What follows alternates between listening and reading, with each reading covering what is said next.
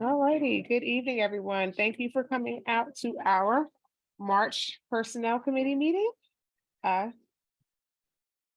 Thank you to any participants that have joined us, and I'm going to turn it over to Katie.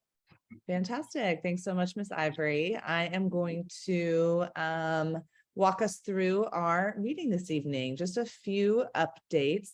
Our agenda involves a quick look at our vacancies, an overview of some brief changes to the professional hiring process for the 23-24 school year, and then a reminder of our upcoming timeline for the employee engagement survey, and then time for questions and discussion, of course. I am not monitoring the chat, so feel free to pause me if questions come up. Cool, thank you. All right, so for our hiring update, you all know the terminology, our vacancy with a hire in process or pending vacancy.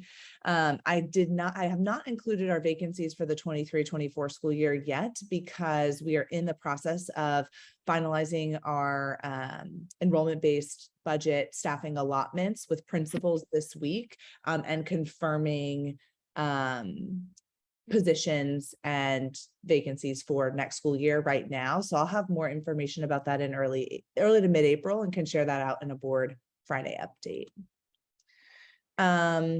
So here's an overview of our current vacancies in the admin building: Alden, Ardmore, and Bell.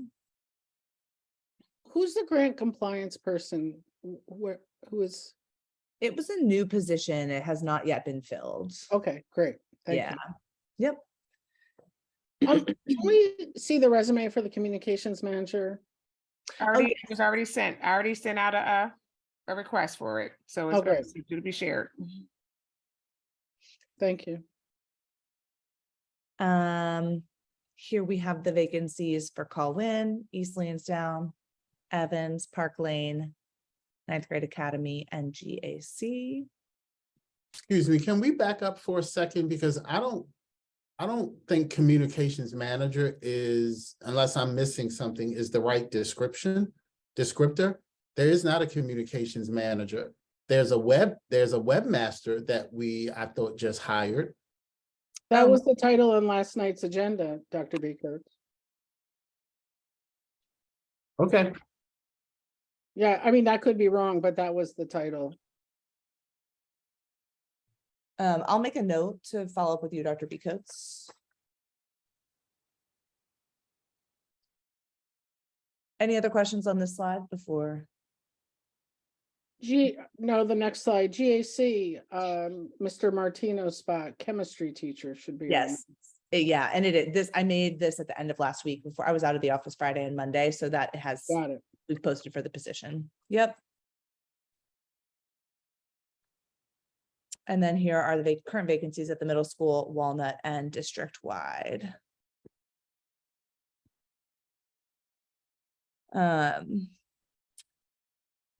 And like I said, these are our current vacancies, and we will be really making the shift over the next few weeks to get really clear on our vacancies for the 23-24 school year, and be prioritizing working to start to work to fill those vacancies. And the pool positions are open. So if you know of any candidates who may be interested in William Penn for next school year, please encourage them to apply to the pool positions.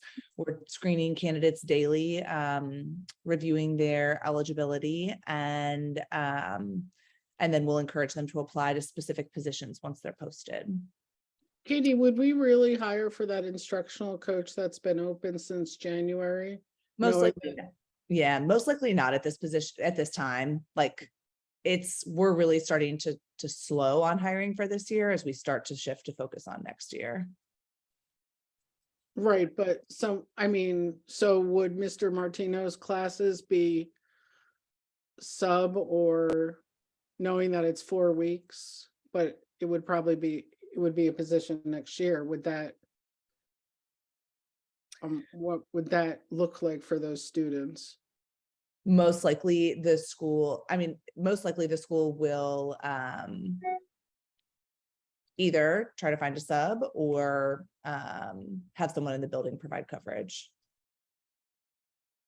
from when Joe Martino's last day is through the end of the year.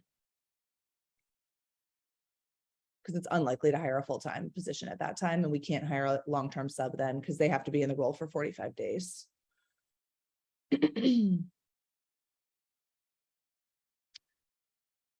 So here I wanted to provide an overview of some slight changes that we've made to the professional hiring process for the 23-24 school year. It's going to look very similar. And can you all see my screen with the process? Okay, great. So the posting so just to back up, we made some changes that I spoke to you all about last spring to the professional employee hiring process.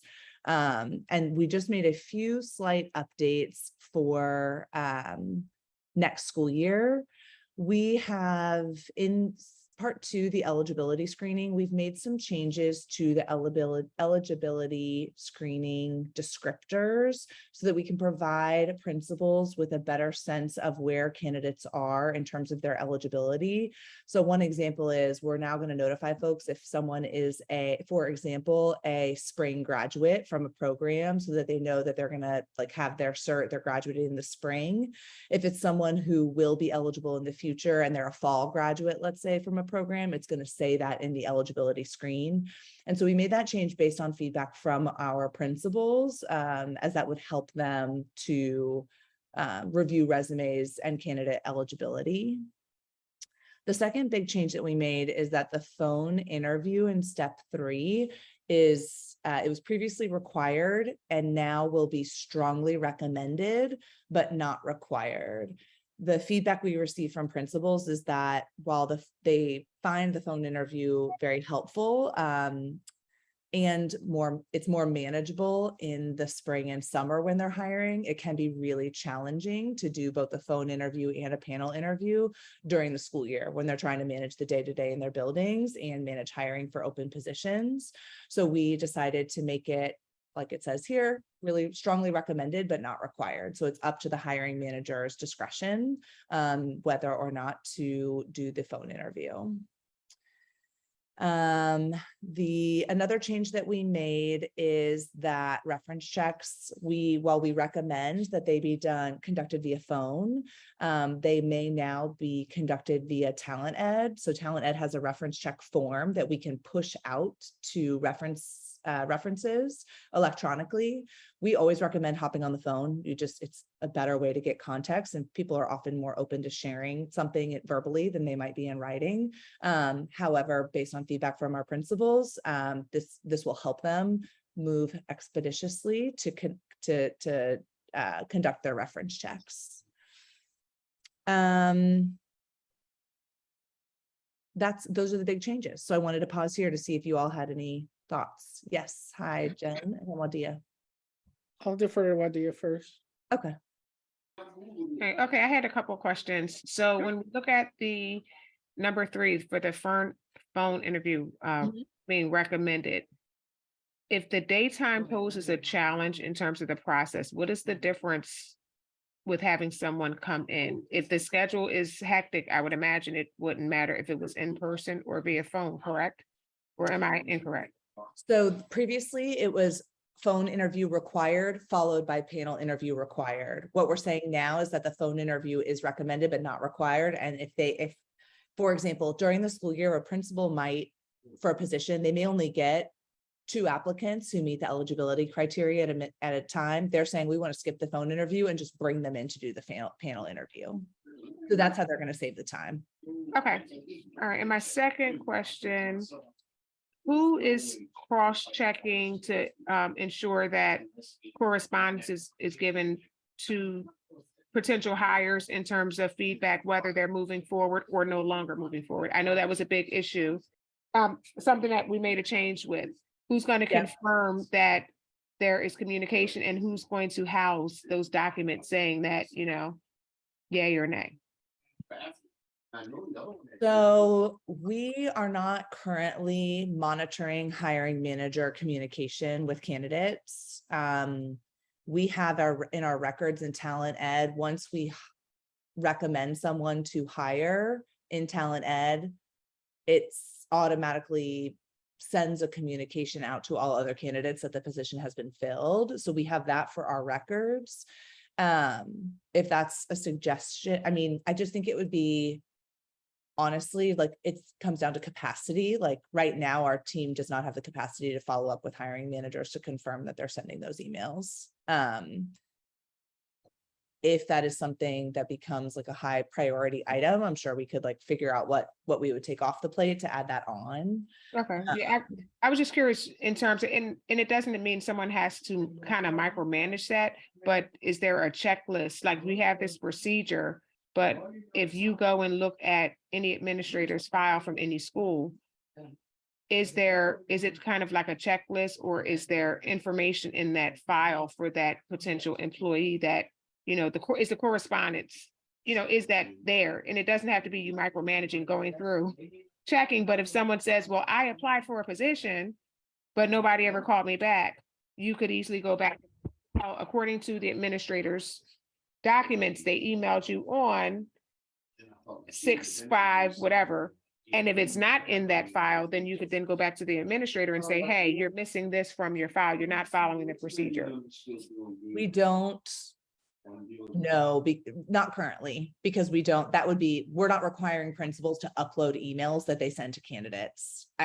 My thinking as you all are talking, like, I understand where it's coming from, and I just think administrators will be like, we don't have the capacity to do that. Yeah, no, definitely not. But just documenting correspondence, you know, as in most places, when you communicate, as if a teacher, if we require teachers to communicate with parents, they tell you, document when you contacted that parent. So that way, if that parent comes back and says, I haven't heard from the parent, well, the teacher has a running tally saying, well, I contacted you on set date. You know, so yeah, trying to create additional work, but I think it'll be helpful for administrators to get them to follow a process every time, so it's consistent each time. Just my 2 thoughts. Yeah, no, appreciate it. Sorry, thanks. So Katie, the hiring manager is always the principal, correct, or designate? For school-based positions, not always. Typically, it is for most positions. But I'm trying to think of a few examples. Like with instructional assistant hiring, they are ultimately the hiring manager, but there's some support with special ed with the hiring process. But I guess, yeah, typically for school-based positions, they are the hiring manager. Yeah, it just seems like a lot of work, and like not enough time in the day to get it all done. Like if you get hit with, 4 or 5, doing reference checks, scheduling, getting your panel of 3 to 6 together seems like an incredible amount of work. And I think that's maybe why we see delays in the system. But to Ms. Ivory's point, this says that human resources recommend notification happens verbally. So are you suggesting that the hiring manager phone call every candidate that they interviewed and say thank you, but no thank you? In the recommendation higher. Yeah, we typically recommend that if someone comes in for an in-person interview, that we recommend giving them a call. Got it. But we don't confirm that, to Miss Ivory's point. Right. That's a best practice, Right. Not a requirement. Right. So I had a citizen apply for a job in 2 buildings, interviewed at one day for one day for another. Got hired. I guess the hire wasn't noted in the system and got called and said, we want to hire you by the other principal. It just felt like to them, and I'm not saying yes or no, it felt to them like there was no communication between, like, multiple people are interviewing with multiple hiring managers, and like, you don't, as a hiring manager, you don't know that someone else is interviewing that person, right? Yeah, well, I'm glad you brought that up, actually, because that is another change that we're making to the process. We're going to do a training with principals on April 13th. In Talent Ed, there's a function where hiring managers can make notes about candidates. So for example, they can write a note that says, Ardmore, like, scheduled panel interview on X date with this candidate. So that to try to ensure better communication between principals around candidates, like where they are with different candidates. I just, again, I mean, if in the long haul, we can find some support for our hiring managers, because I imagine that this is a pretty exhaustive process to find quality candidates.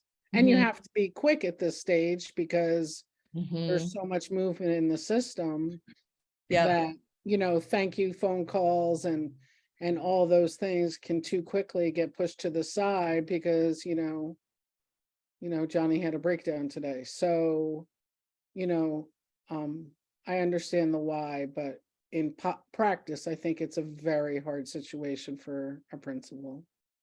yeah. Something else that we are doing is we're going to do a hiring fair in early May where we have candidates come, like principals will essentially be, and this is based on principal feedback. Principals and their schools will set up, each of them will be in a school, they'll each have a classroom, and candidates can come around and connect with each of the schools, understand, better, more about the school's mission, vision, open positions, and then if the school wants to interview with them, they can hand them like a ticket and then we'll do interviews on the spot later that evening. So that's something we're hoping will help with getting our known vacancies for next year filled sooner. Right. So I'm sorry, one more question. Oh my God, and it just left so quickly. It'll come back. Come back to me. It left. It'll come back. It totally escaped. Okay. I have one more question, Katie. Sure, go ahead. With this process, is there any way, I know we kind of been saying what the protocol was for when they want board participation, this process, to make it consistent, is there any way we can add that in there that we get prior notice? We had initially said like a week, 2 weeks notice, so that way, because we work. Yeah. Some positions required, I guess the procedure has been 2 board members participate, but giving us prior notice so that way it's not, inconvenient to anyone and we can be consistent. So I think board members don't participate in professional employee hiring. So this is like teachers and other WPEA members. Okay. They do participate in some administrator role hiring. And when we've started the process, not yet finished it in terms of making adjustments to that process, but I can certainly note that the notification timeline. All right, thanks. Katie, Sure. I came up with my question. Oh, great. So who negotiates, right? We know there's STEP can be sort of negotiated. We're losing teachers over $10,000. If a principal says, I really want this person, how are we making ourselves more attractive to folks? Like, this is your number and that's the end of the story? Yeah. Because Good question. people are moving STEP in other districts. You mean like school districts are making deals for steps based on things other than years of experience? Yeah, or they're being a little bit more generous with Got years of experience. Yeah, so what we've been doing, I don't know how my predecessor managed starting salaries. What we've been doing since I started is basing step placement based on educational attainment, right? So you have to be able to show that if you have a master's plus 15, we need to see official transcripts for master's plus 15, and then placing folks on steps based on years of experience. We count full-time years of experience in an accredited like K-12 institution, which does include charter school service as well as private or parochial school. If teachers have, we will count like a half a year as a half a year of service. If they have 2 half years, that will combine to 1. And for roles like, yeah, so that's, I would, that's how the process we've been using. And to be honest, like the feedback we're getting from current teachers is that they're upset by how quote unquote generous we're being with step placement. So it's a little bit of a catch-22. I think it's No, I appropriate. agree. I agree. Yeah, like my suggestion is like to maintain the current process for step placement of new teachers, because it's equitable, it's clear, it's transparent. But I think the work we have to do, and I know Dr. B. Coates and I have started some very initial conversations with the union around like what adjustments might we be able to make for teachers who've been at the district who are not on the like right step because of the salary freezes that we've had. So we've started those initial conversations. Awesome. Thank you. Yeah. Absolutely. All right, that was the hiring process update. And I have one last update before we can pause for any additional questions, which is about the staff climate, culture, and engagement survey. I shared this like broad timeline with the board at the last personnel committee meeting, outlining the work that we did in September and October and November and December, largely planning for the employee culture and engagement survey. The survey was administered in February into early March. And now I'm in the process of reviewing the survey results and then first leading cabinet and then principals to review the data and respond to the results. And I have a slightly more detailed timeline on the next slide. So on April, for some reason that date, April 13th seems off for me. I need to confirm that date and then I will check back with you all, but the board is going to receive the update on the April 14th board Friday update.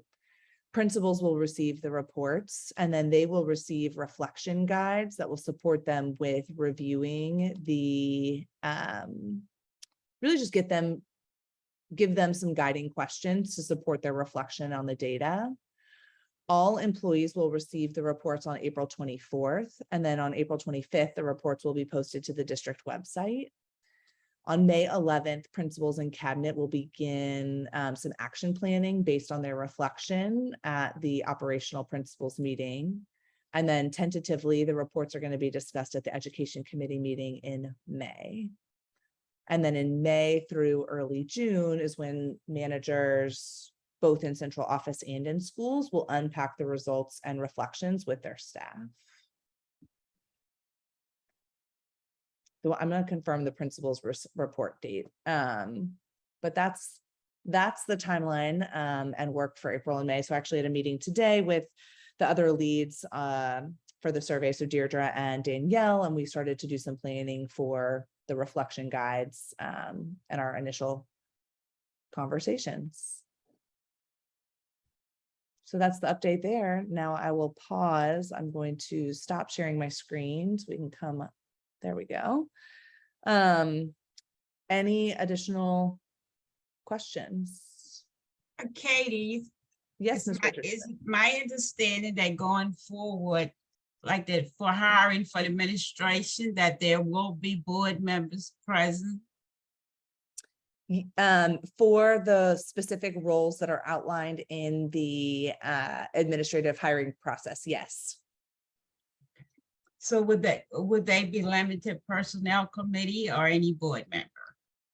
So what we typically have done in the past is we notify Ms. Ivory when we have a hiring process where we need board member engagement, and then she reaches out to the board to see who might be available. Ms. Ivory, correct me if I'm wrong.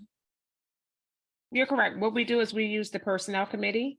We designated 2 people on the personnel committee, and Jennifer volunteered to be our backup when Ms. Hopkins wasn't available. So we have, that way it's consistent. They're used to the process. And it also allows them to develop a rapport and a clear understanding of how each interview will go. But any suggestions are welcome. Thank you. I mean, I think, Ms. Luella, if you wanted to be a backup, I mean, nobody, you know. Not at this time, then. It's not like there's No. I mentioned that because somewhere I was reading and there were there was those that would call like the school board directors, say, what is their job? Are they moonlighting as HR now? What? So that's I was asking that in reference to that, Got it. phrase. Got it. Thank you. I think I see a hand up from a participant. That's Ms. Bates. Miss Bates, Deirdre, can you allow her to jump in? Perfect. Hi, Miss Bates. Hello, how are you? Well, thanks. How are you? Okay, I just have a quick question. I know it's probably for next year. Okay. Is there any way that for next year that we can do something about our sub pay, substitute pay for building subs, per diem subs? I know the end of this year is pretty much almost over, but if that can be looked at for next year, since substitutes are a major issue. And I know that we are one of the lowest paid. So I was hoping that that could be looked at for next year. Sure, absolutely. I'll note that down. Thank you.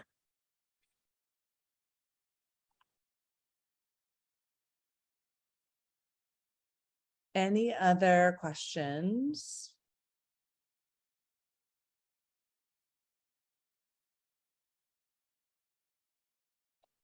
It looks like there are no other All right. questions from the public or our panelist, Katie.